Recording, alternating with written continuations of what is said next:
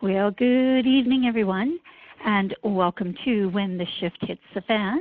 My name is Mark Jeffrey, and once again, I'm here with my gorgeous co-host, Linda Lehman. And this month, we have proclaimed to be March Madness, not for all the basketball stuff that's going on, but all the madness that's going on inside of our heads and making us crazy and not getting us to where we really want to be in our lives and in our businesses, because we do coach a lot of entrepreneurs. We kind of balance between, our happiness in our lives and our happiness as entrepreneurs.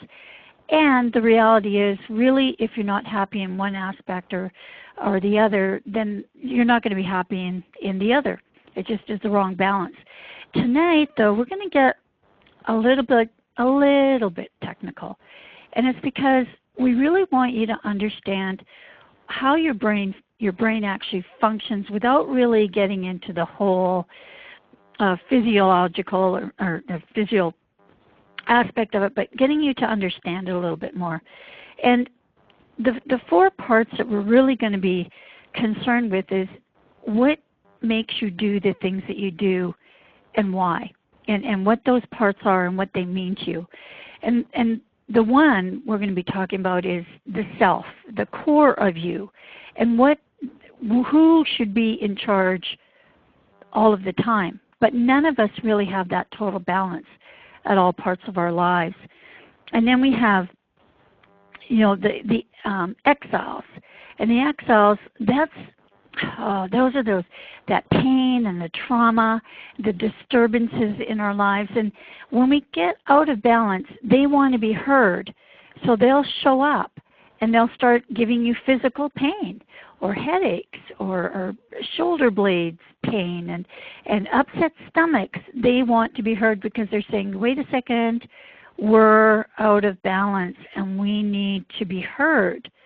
So they need to share their stories. And actually, the exiles are probably the loudest part of our brain because it's the one that protects us. So you see what this happens. The exiles go out there and they start causing all of this inflammation inside our bodies, in our head, in our minds.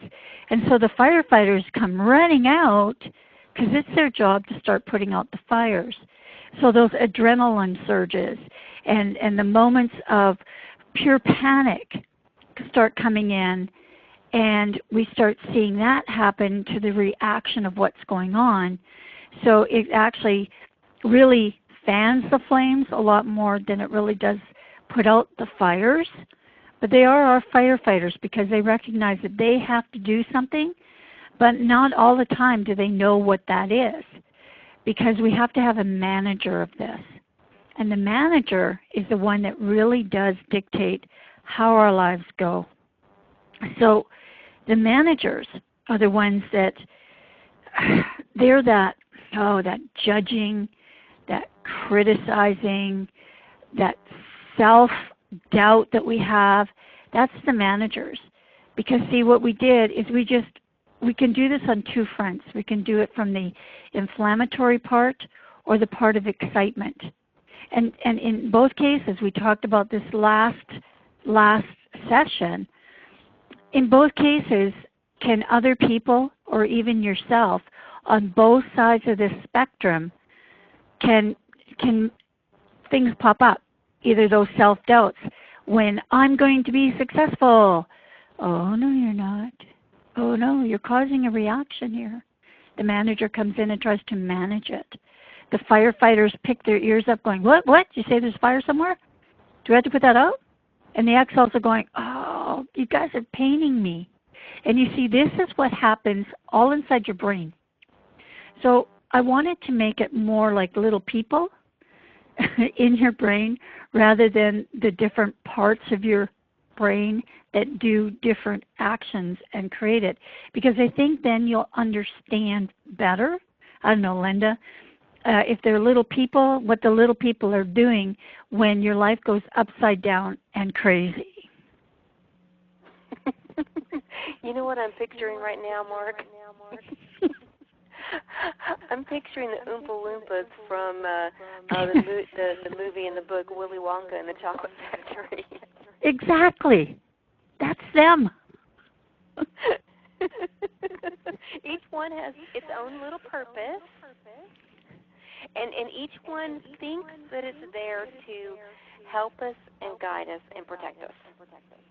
Absolutely. But these Oompa Loompas, Mark, are gauging their protection of us based off of, if you will, programming, like a computer, from when we were between 2 and 5 years old.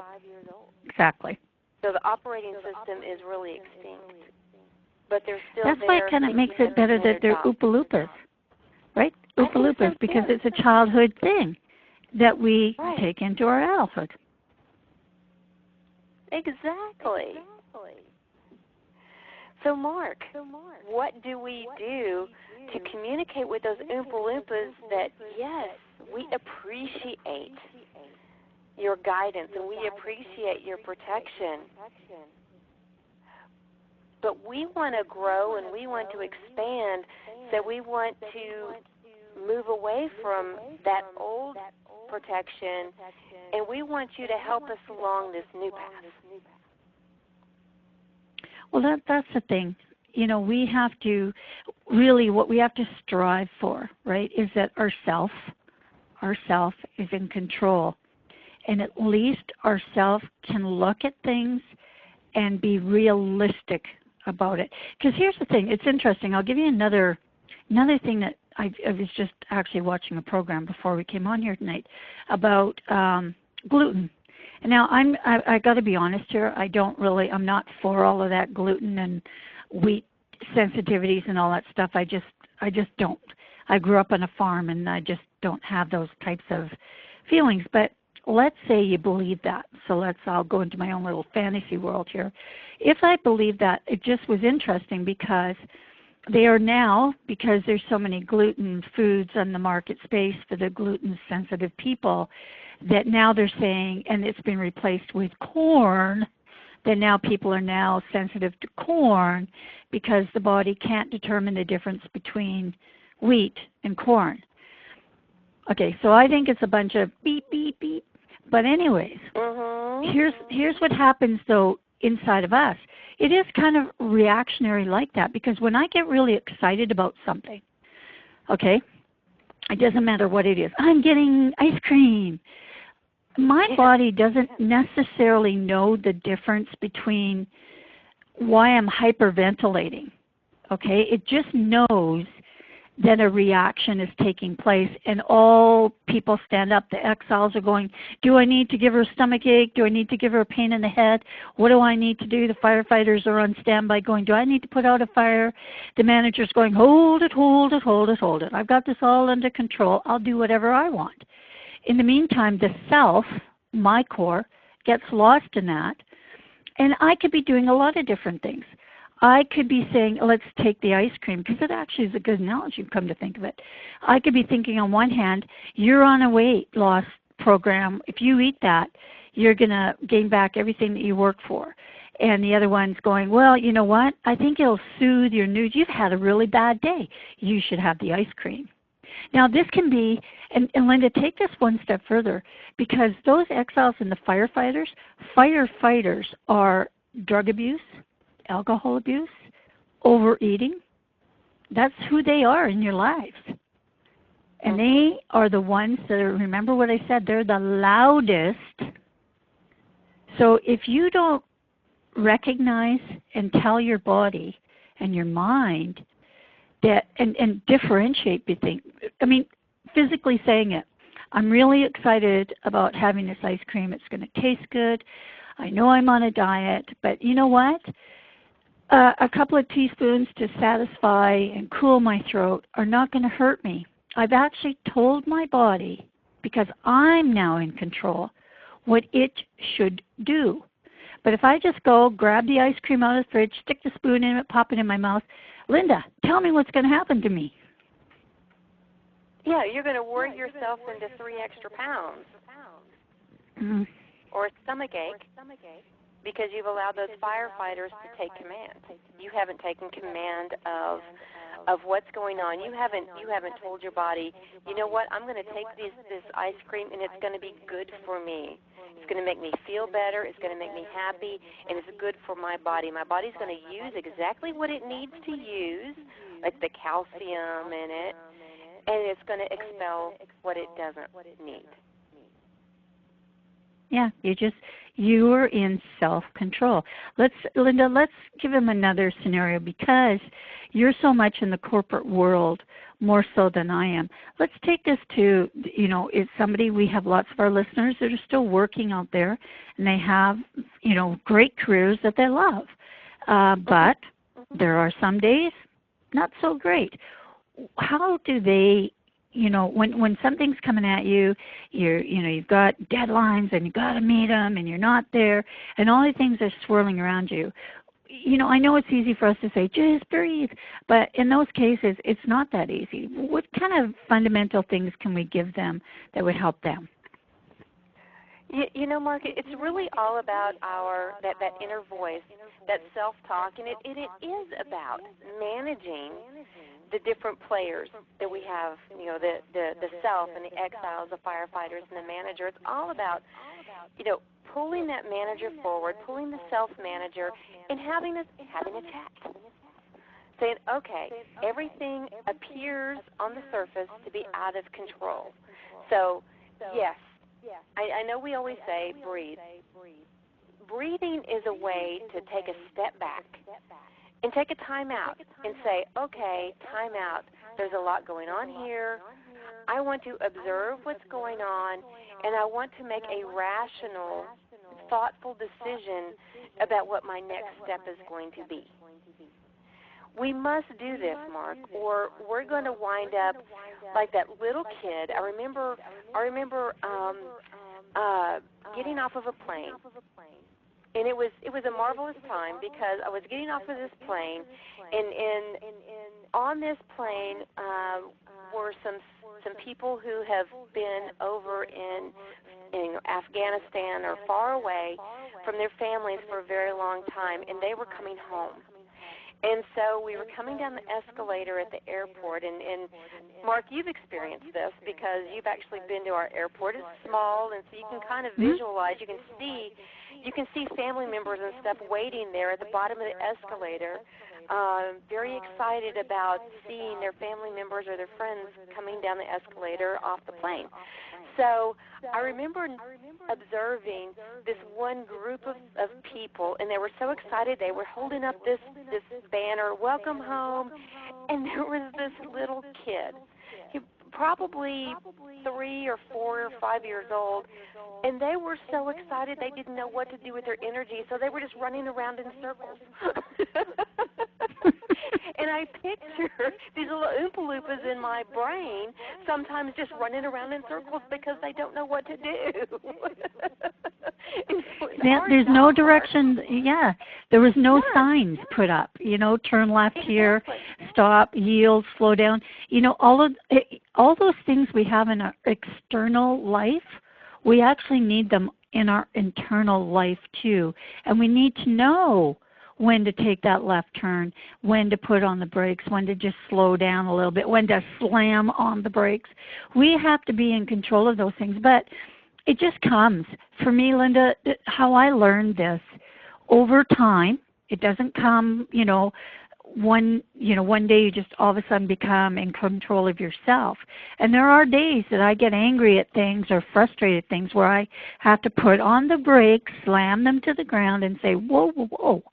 You're out of control here, because, one of my guys got in there and I wasn't in control of me. It's just a process of knowing, I'm feeling something. I'm feeling elated. And we say this all the time. You don't just check and balance yourself when crap happens. You check and balance yourself when good things are happening too. Because how do you teach a child really that something is good for them or not good for them? Just telling them all the bad things that are, well, some people do that actually. Well, you shouldn't. Some people do that. Yeah. And, okay, so, but it should be, great, awesome, you walked 3, how when the baby gets up and takes those first steps and everybody's yelling and screaming, yay, you're the most awesome people in the world, right? And even though they fall on their bottom, everybody's still cheering. Exactly. So you have to remember, so what's going to happen the next time the baby gets up to try and walk? The cheering is still there. But see, you wouldn't be in the room, but inside that baby's head, the cheering would still be there. And we have to learn those things over again because I guess in some cases we take for granted how we feel. How many times have you heard this, Linda? Oh, that's just the way I am. I just want to take I literally want to take my fingers to my head and go click. Because I know, and you know now, we don't have to be that way. That is an excuse. It's a way to push off a behavior or a thought or a feeling that they're having that maybe they don't even understand. But they've had it before, and so it's easy to explain it away. Oh, that's just the way I am. Oh, that's just my nature. But Marcia doesn't have to be that way. But I have a story. I was actually reading. I love to follow and read information from Jack Canfield, and I was kind of reviewing some things in his book, The Success Principles, getting prepared for tonight. And there was this little short story that's in here, and it's kind of a sad story, but it explains what we're talking about so incredibly well. I'd love to share it. Jack talks about a story. He calls it "Worried Himself to Death." So that doubt and worry, that comes from not only the exiles and wanting to be painful and trauma, but it comes from the firefighters. The worry, the doubt that the firefighters send up. But this story goes like this. He says in his book, and again, so that I can give credit where credit is due, it's in the Success Principles. It's by Jack Canfield. He's talking about transforming yourself for success. But in this story, he says Nick Stitzman was a strong, healthy, and ambitious young railroad yardman. He had a reputation as a diligent hard worker and had a loving wife and 2 children and many friends. On a midsummer day, the train crews were informed that they could quit an hour early in honor of the foreman's birthday. While performing one last check on some of the railroad cars, Nick was accidentally locked into the refrigerator compartment or the refrigerator boxcar. When he realized that the rest of the workmen had left the site, Nick began to panic. In other words, the firefighters were in control, right? Mm-hmm. So he banged and shouted until his fists were bloody and his voice was hoarse, but no one heard him. With his knowledge of the numbers and the facts, he predicted the temperature to be 0 degrees. Nick's thought of, if I can't get out, I'll freeze to death in here. Wanting to let his wife and family know exactly what had happened to him, Nick found a knife and he began to etch the words on the wooden floor, and he wrote, "It's so cold. My body is getting numb. If I could just go to sleep, these may be my last words." The next morning, the crew slid the heavy door of the boxcar open and found Nick dead. An autopsy revealed that every physical sign of his body indicated that he had frozen to death, and yet the refrigeration unit of the car was inoperative, and the temperature inside indicated 55 degrees Fahrenheit. Nick had killed himself by the power of his own thoughts. In other words, he allowed those Oompa Loompa firefighters to convince him that he was going to freeze to death, and he did. Yep. He didn't take control of his own mind. No. And how many times has that happened? I want everybody to just think about that for a moment after the show tonight. I want you to sit and take some quiet time and think about how many times in your life have you worried about something that never happened. You're in a state, as my grandma would say, and nothing ever happened. And you know what? We're not perfect human beings. I've said that myself before I step out on the stage. I don't think there's a time that goes by that I don't have a thought in my head that says, what if this crowd doesn't like me? What if they're not impressed by me? And then it's like, really, does it matter? What I believe inside me is that I have value to present, and it's the same thing that I said when we started this show. If one person finds value in it, then I have the value of it. And so we have to put things into perspective because not everybody's going to like us. And I know that we were, especially as teenagers in school, we wanted to be liked by the world, right? If one person didn't like us, it's almost same thing. Oh, then I must be a horrible person because God forbid one person didn't like me. You're right, Mark. And we may have to do another story or another show just on self-talk. Because this is so important. Our inner critic or our inner coach is there to guide us and is there to protect us. But again, it's going off of information that we have fed to it from long ago. And so, you've mastered this, obviously. That when that voice, that critic starts popping up and saying, oh, no, I don't think we can do this, oh, I'm afraid, or oh, I don't think I have value, you talk to that critic and you say, now, wait a minute. Oh, you know what? He has a name. He has a name. And I think that I'm going to tell you this. I learned this a long time ago, though. When I was I had a car accident when I was about 16 years old, very bad car accident. And so I had to go through a lot of physiotherapy. And my physiotherapist, at this time, I still credit this guy because if it wasn't for him, I probably would have believed that people had told me I couldn't walk. Okay? So this guy says, if you can endure the pain, you can make the gain. And so he said, just name it and swear at it and talk to it and put it in its place. And I still find myself doing that, Linda, with things now, but I call it a silly you. It doesn't really, it had named George, my pain. But now it's my silly you. Oh, you silly you? What are you thinking about? And it's my internal dialogue because silly you to me makes me, myself, understand I'm being ridiculous. And it helps me put that in the proper perspective. And in a silly you also lightens my heart. So if there's times where I'm feeling either anger or even pain, the silly you just comes up and lightens it. It takes away a little bit of the dark. And so, and it's interesting because athletes utilize the same type of techniques. This is, again, where I learned it with sports physiotherapy, is that they don't work against the pain. They allow their bodies to work with the pain to push further. I never understood that until that car accident and the physiotherapy, which helped me through many other operations and different things I've gone through in my life after that. That you feeling what you're feeling, and Linda, you talk about this all the time.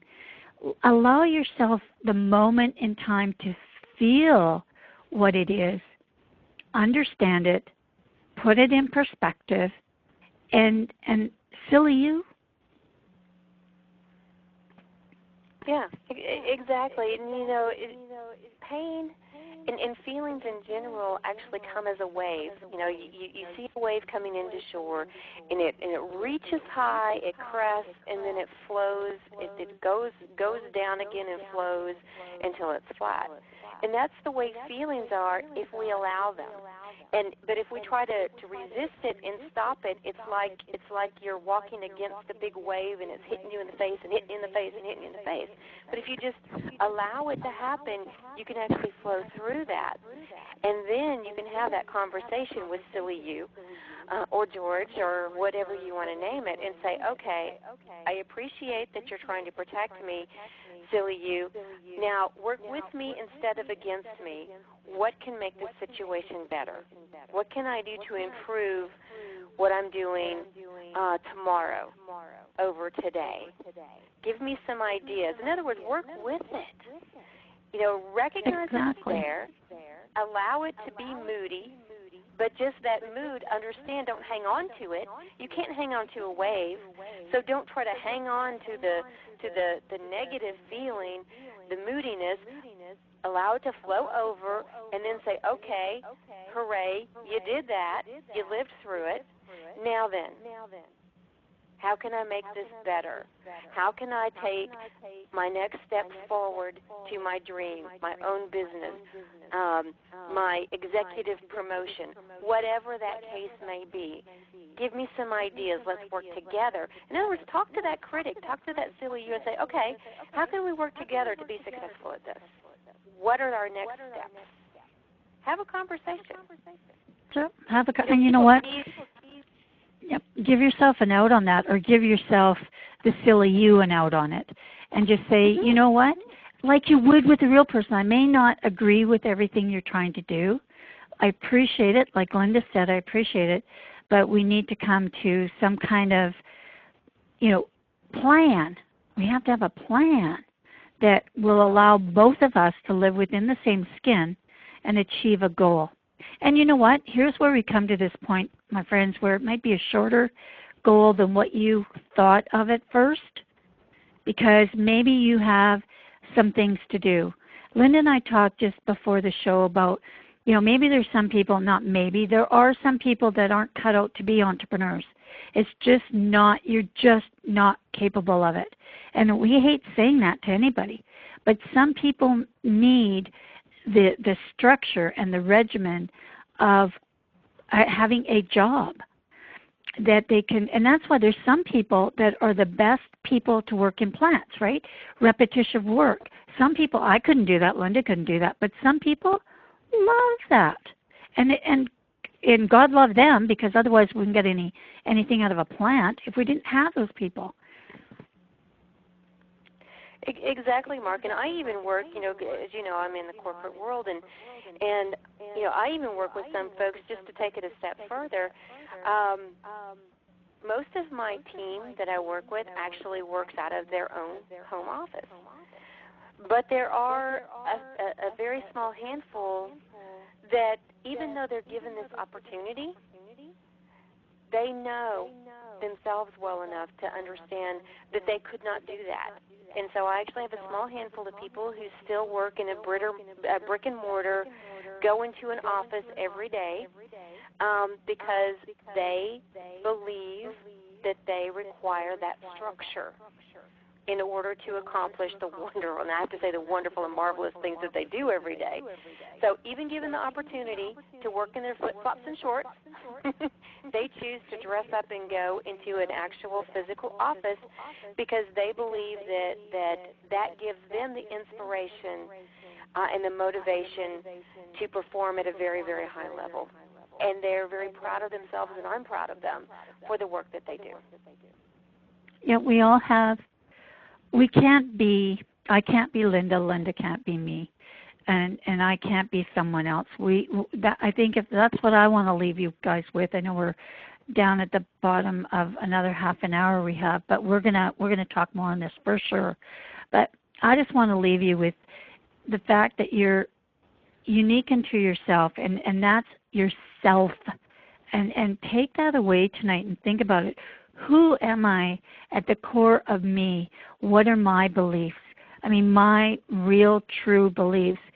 And what are my beliefs been squashed or swayed or totally taken away by someone or something else? And how do I get back to me, myself, and I? That's what I want to leave you with. Linda, the last word is always yours. Oh, that was awesome, Mark. Thank you. I want to lean on one of my favorite authors, James Allen. He's the author of As a Man Thinketh. It was published way back in the early 1900s. And this is really something to think about. James Allen says, you are today where your thoughts have brought you. You will be tomorrow where your thoughts take you. The message here, folks, is that you are in control if you will sit down and contemplate and make your thoughtful plan. So with that, Mark, I say good night from Florida. Well, good night, Linda, and once again, thank you for everyone for sharing some time with us tonight, and we hope that in some small way, or maybe even some large way, that we've been able to make your life a little bit better. So good night, everybody.